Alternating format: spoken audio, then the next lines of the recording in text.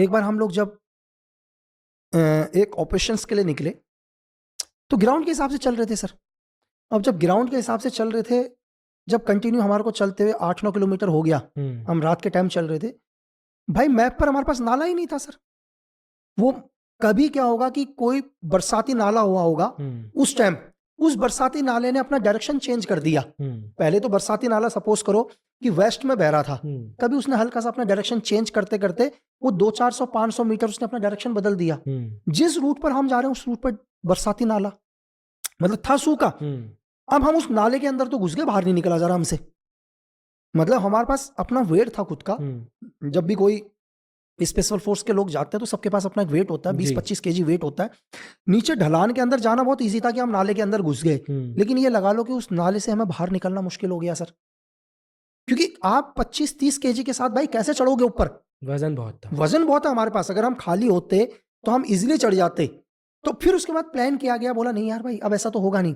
पहले हमारे आगे के 2 सोल्जर आगे गए, जाने के बाद हमने रोप के थ्रू पहले सबका सामान बाहर निकलवाया।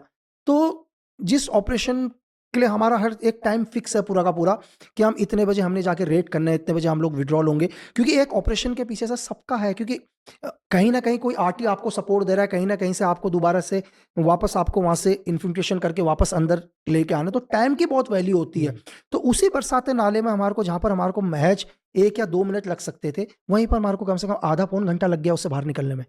जी। तो सिचुएशन बहुत बारी चेंज हो जाती है सर। उसका इम्पैक्ट ये हुआ सर, जहां हमारे को रेस्ट करना था, कि जैसे हमारे को सपोज करो कि हमारे को एक एनिमी के हाइड आउट को बर्बाद करना था, कुछ एक मिलिटेंट के, कहाँ था ये भी जस्ट लास्ट अपने नॉर्थ ईस्ट, और मतलब जस्ट आप म्यांमार के अंदर समझ लो, विद इन म्यांमार के, आप उसको एलओसी भी समझ सकते हैं, लाइन ऑफ कंट्रोल के जस्ट आधा 1 किलोमीटर आगे पीछे, एग्जैक्ट जगह तो मैं नहीं बता पाऊंगा। तो इम्पैक्ट उसका ये हुआ सर कि जहां हमारे को थोड़ा सा रेस्ट करना था, वो रेस्ट करने को नहीं मिला सर हमें। जब भी हम ऑपरेशन करते हैं तो बोलते हैं चलो ठीक है कि अपने टारगेट से 1-8 किलोमीटर दूर पर हम जहाँ भी हमारे को एक बेस हम लोग बनाते हैं, थोड़ा हम रेस्ट कर लेते हैं सर, अपने आप को फिट करने के लिए। बोला नहीं भाई हो गया, ऑपरेशन इतने बजे करने तो इतने बजे करने। बाकी कुछ इंपैक्ट नहीं हुआ। इंपैक्ट हुआ कि हम रेस्ट नहीं कर पाए सर। जो हमारा रेस्ट का टाइम था उस नाले ने खत्म कर दिया सर। जी।